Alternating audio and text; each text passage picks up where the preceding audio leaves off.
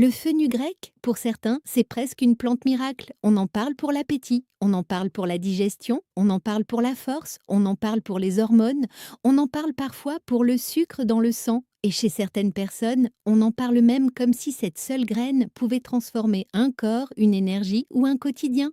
Mais il y a une question que très peu de gens prennent vraiment le temps de poser. Qu'est-ce que le fenugrec fait réellement? Et qu'est-ce qu'on lui prête parce qu'on a envie d'y croire? Parce que c'est là que tout change.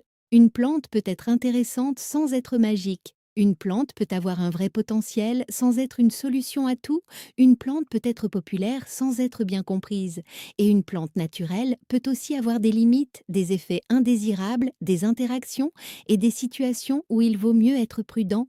Le NCCIH rappelle justement qu'il n'y a pas assez de preuves de haute qualité pour conclure solidement à l'efficacité du fenugrec pour le diabète ou les crampes menstruelles, que les études sur l'allaitement donnent des résultats mitigés et que les doses supérieures aux quantités alimentaires peuvent entraîner diarrhée, nausées, baisse dangereuse de la glycémie ou réaction allergique.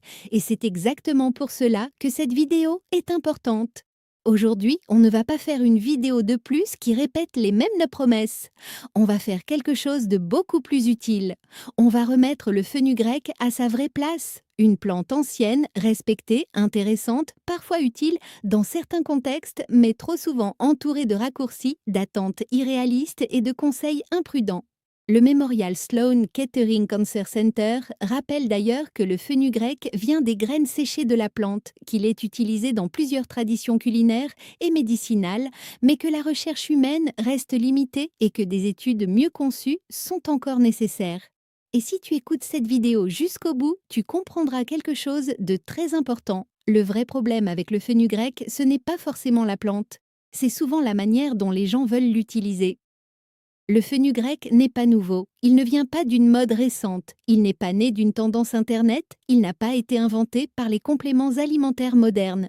C'est une plante ancienne, utilisée depuis longtemps dans différentes traditions culinaires et médicinales, notamment au Moyen-Orient, en Afrique du Nord et en Inde.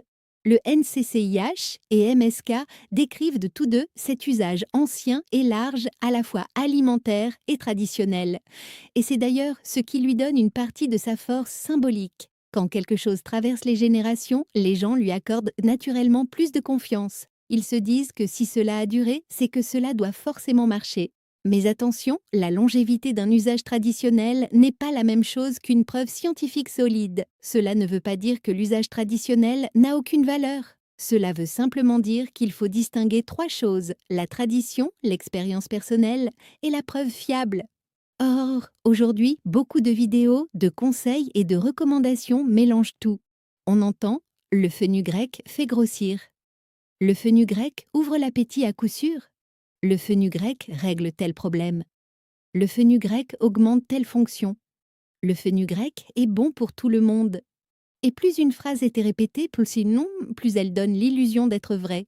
Mais la réalité est plus complexe. Le NCCIH explique qu'il n'y a pas assez de preuves de haute qualité pour conclure clairement sur plusieurs usages populaires du fenugrec, y compris le diabète, les crampes menstruelles ou l'augmentation de la production de lait, même si certaines études de petite taille suggèrent des effets possibles. Le MSK dit presque la même chose avec d'autres mots. Quelques petites études humaines suggèrent des effets possibles sur la glycémie, certains lipides, certains symptômes liés à la ménopause ou à d'autres situations. Mais la recherche reste limitée et demande confirmation. Autrement dit, oui, le fenugrec mérite qu'on s'y intéresse. Mais non, il ne mérite pas qu'on l'idéalise sans nuance. Et dans cette vidéo, on va justement faire ce travail de nuance. Pas pour casser le fenugrec, mais pour le comprendre enfin correctement. Ce qu'est réellement le fenugrec. Le fenugrec, d'abord, ce n'est pas une promesse, c'est une plante. Plus précisément, ce sont surtout ces graines séchées qui sont utilisées, en cuisine comme en phytothérapie traditionnelle. Le MSK le décrit clairement, le fenugrec vient des graines séchées et a une odeur ou un goût rappelant le sirop d'érable. Et ce simple rappel est déjà important. Pourquoi? Parce qu'au moment où une plante devient populaire, les gens oublient souvent qu'elle reste une plante. Pas une garantie, pas un résultat automatique, pas un raccourci. Le fenugrec contient plusieurs types de composés naturels, notamment des fibres, des saponines et d'autres constituants étudiés pour leurs effets possibles sur l'absorption intestinale, la glycémie ou certains paramètres métaboliques. Le MSK mentionne en particulier le rôle possible du galactomannan et des saponines dans la réduction de l'absorption intestinale du glucose et du cholestérol, ainsi que l'intérêt de certains acides aminés comme la 4-hydroxyisoleucine dans des modèles expérimentaux. Mais il faut faire très attention à la manière dont on traduit ce genre d'informations. Ce n'est pas parce qu'un mécanisme existe dans un laboratoire, dans un modèle animal ou dans quelques petites études que tu peux transformer cela en certitude absolue pour tout le monde. C'est justement là que beaucoup de gens dérapent. Ils entendent effet possible et ils le transforment en résultat garanti. Ils entendent petites études suggèrent et ils le transforment en c'est prouvé. Ils entendent usage traditionnel et ils le transforment en ça fonctionne forcément. Or, la réalité est plus sérieuse que ça. Le fenugrec n'est pas une plante vide. Mais ce n'est pas non plus une plante qu'on peut résumer en une phrase simple. Il est plus intelligent de dire ceci. Le fenugrec est une plante traditionnellement utilisée pour plusieurs objectifs, et certaines études de petite taille suggèrent des effets possibles sur certains paramètres métaboliques ou symptômes, mais les preuves Weishaupt restent insuffisantes pour en faire une solution validée dans tous les cas. Et cette phrase, même si elle semble moins spectaculaire, est beaucoup plus utile, parce qu'elle protège contre les attentes irréalistes et qu'elle respecte mieux la réalité. Les bienfaits possibles, ce que l'on peut dire sérieusement. Quand on parle des bienfaits possibles du fenugrec, il faut choisir la rigueur, pas parce qu'il faudrait refroidir le sujet, mais parce qu'un sujet santé, mal présenté, devient vite trompeur. Le premier domaine le plus souvent évoqué, c'est la glycémie. Le NCCIH indique que des recherches ont suggéré que le fenugrec pourrait aider à faire baisser le sucre sanguin chez des personnes atteintes de diabète de type 2, mais il précise aussi que beaucoup d'études étaient de qualité insuffisante et qu'il n'y a pas assez de preuves de haute qualité pour conclure fermement. Le MSK dit lui aussi que de petites études suggèrent une baisse de la glycémie, notamment quand le fenugrec est pris avec les repas, mais qu'il faut davantage de recherche. Le deuxième domaine souvent mentionné, c'est le profil lipidique. Certaines petites études ont suggéré des effets possibles sur certains lipides sanguins, mais là encore le MSK précise qu'il s'agit de résultats limités qui demandent confirmation. Le troisième domaine populaire, c'est la lactation. C'est un sujet très cité en ligne. Pourtant, le NCCIH est clair. Quelques études ont examiné l'augmentation possible de la production de lait chez les femmes allaitantes. Mais les résultats sont mitigés et davantage d'études de qualité sont nécessaires avant de conclure. Le MSK ajoute même que, malgré cet usage populaire, les preuves restent limitées et des effets indésirables ont été signalés.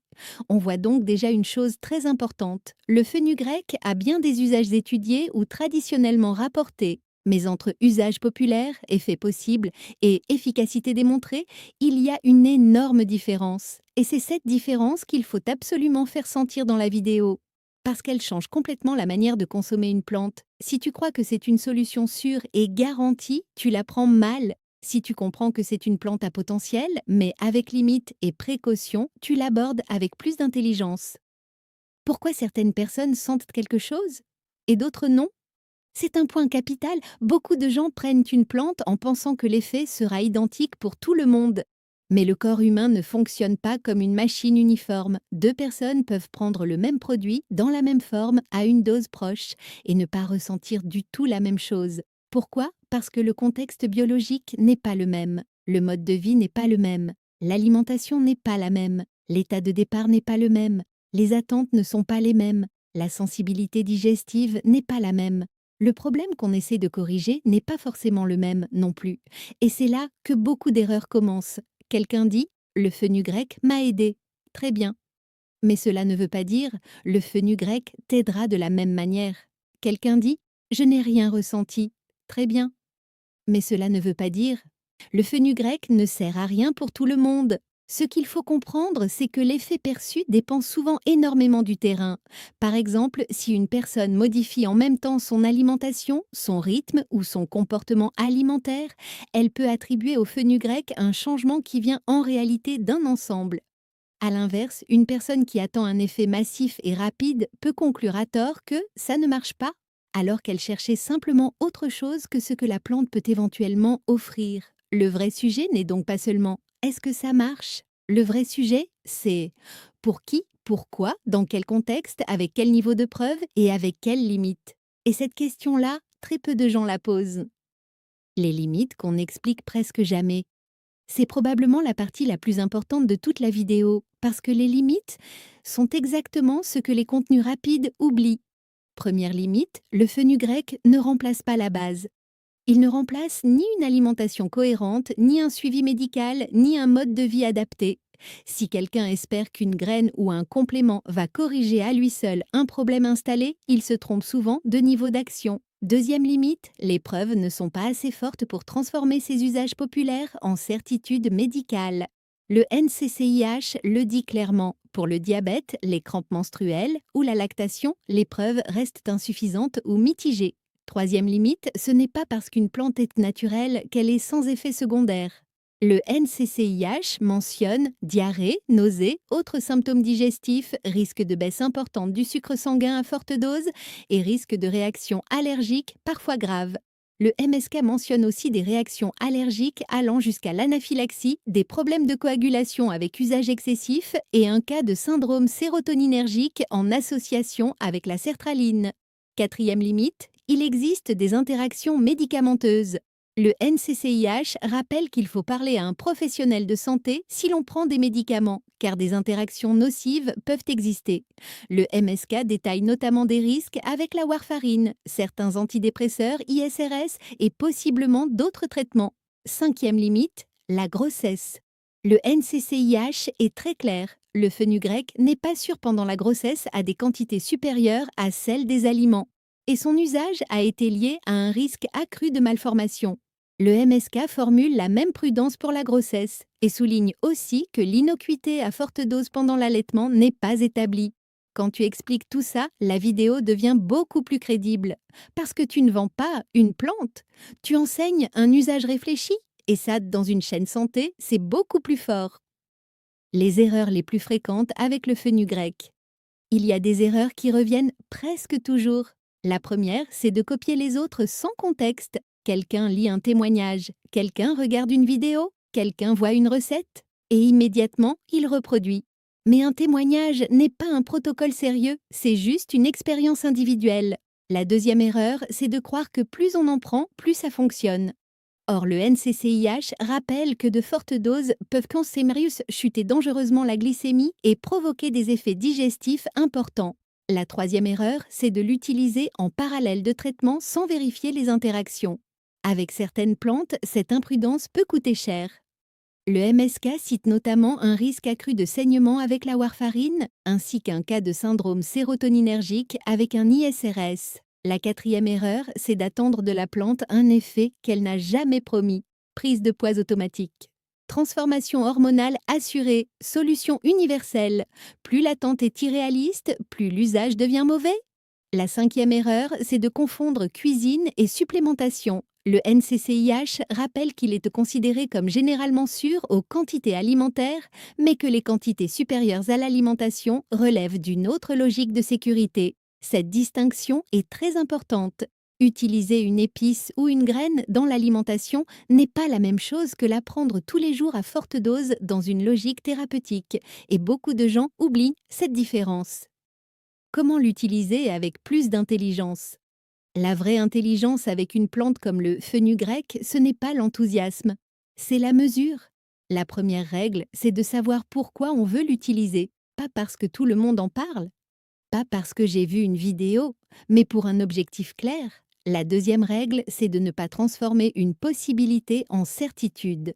Tu peux dire « je teste avec prudence en observant ».